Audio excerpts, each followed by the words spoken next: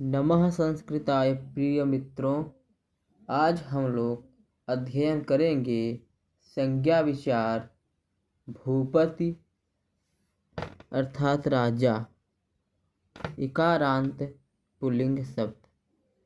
हम लोग इसे आसान भाषा में आसान ट्रिक के माध्यम से याद करने का प्रयास करेंगे। आइए चलते हैं।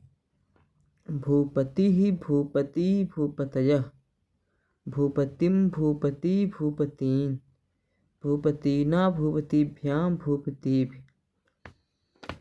अब यहाँ भी देखेंगे तो तृतीया चतुर्थी पंचमी 3 4 5 द्वितीया विभक्ति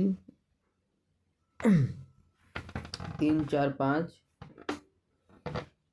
द्वितीया में भूपतिभ्यां भूपतिभ्यां भूपतिभ्यां तीनों में रहेगा। यहाँ भी ओ जैसे कभी जहाँ भी भ्य आएगा चतुर्थी पंचमी, तृतीया बहुवचन भी। इसी प्रकार हमें सिर्फ इससे याद करना है। जैसे यहाँ भूपति ही भूपति भूपतयः, भूपति इसमें ये दोनों सेम टू सेम है। जिस तरह कवि कवि कवयः, कवीम कवि कवीन, पूरी तरह से इकारांत उसी तरीके से ए भी है। इकारांत ए भी है, इकारांत कवि भी थे। उसी प्रकार अगर हम कवि को ध्यान में देखें तो पिछले वीडियो में देख लीजिएगा या देख चुके होंगे तो आसान हो जाएगा। यहाँ ए के 56 ट्रिक में यहाँ एक मात्रा, यहाँ एक चुटैया दोनों जगह है। यहाँ पंचमी षष्ठी एक भी मैच वही है। भूपतौ वहाँ कबौ था, यहाँ भूपतौ है क्योंकि सप्तमी एक वचन में ई का औ हो जाता है, अर्थात यहाँ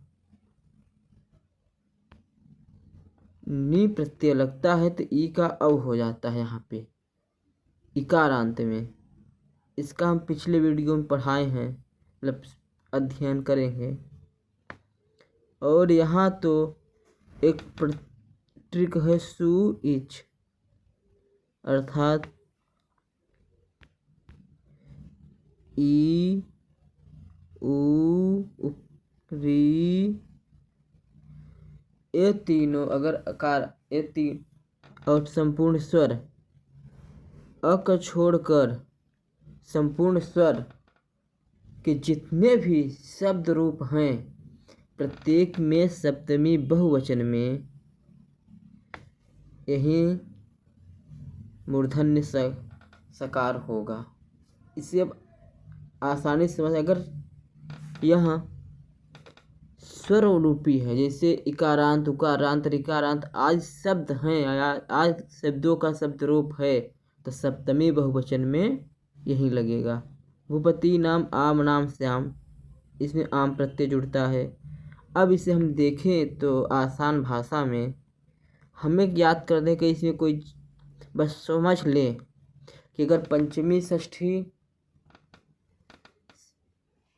अगर द्वितीया विभक्ति समझें तो भूपति दोनों में सेम टू सेम, फिर 3 4 5 भ्याम भ्याम भ्याम, फिर यो 6 7 खत्म।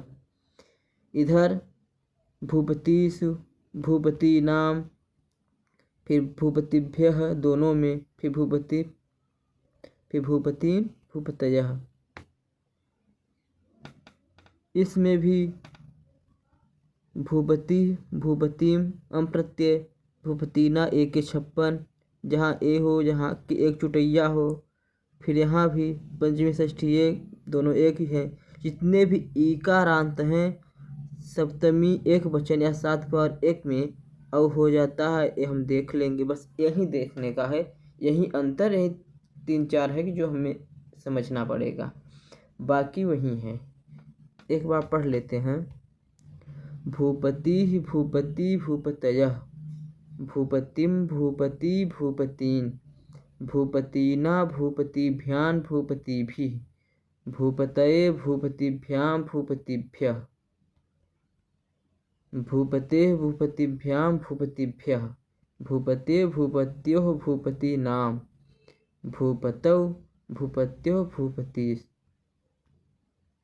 हे भूपते, हे भूपति, हे भूपतयः।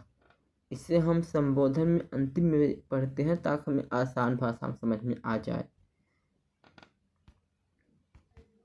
इस तरह के और भी शब्द हैं जिनके रूप भूपति की तरह चलेंगे, जैसे महीपति, गृहपति, नरपति, लोकपति, अधिपति, सुरपति, गजपति, गणपति अर्थात गणेश, जगतपति, बृहस्पति, पृथ्वीपति इत्यादि जितने सभी पति वाले हैं उनके पहले कोई और है तो इसी तरह चलेंगे, कवि शब्द की भांति होंगे। सखी मित्र शब्द के भी रूप बिल्कुल भिन्न प्रकार के होते हैं, जैसे सखी, सखी अर्थात मित्र। इसमें कवि का भिन्न कवि से भिन्न ही है, क्योंकि इसकी शुरुआत ही आ से होती है। सखा सखायो सखायः, सखायो सखीन, सखीभ्याम सखीभ्यम। इसमें उससे सिर्फ अंतर आता है प्रथमा विभक्ति में।